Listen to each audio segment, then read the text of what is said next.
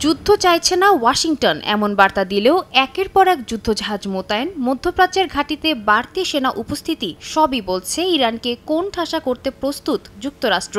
মার্কিন এক কর্মকর্তা জানান, অঞ্চলটিতে ৩০,০০০ সেনা থাকলেও বর্তমানে সেই সংখ্যা ৪০,০০০ ছাড়িয়েছে। ইরান ইসরায়েল সংঘাতে ট্রাম্পের প্রশাসন জড়িয়ে পড়তে পারে এমন জল্পনায় উত্তপ্ত বিশ্ব কূটনীতিও।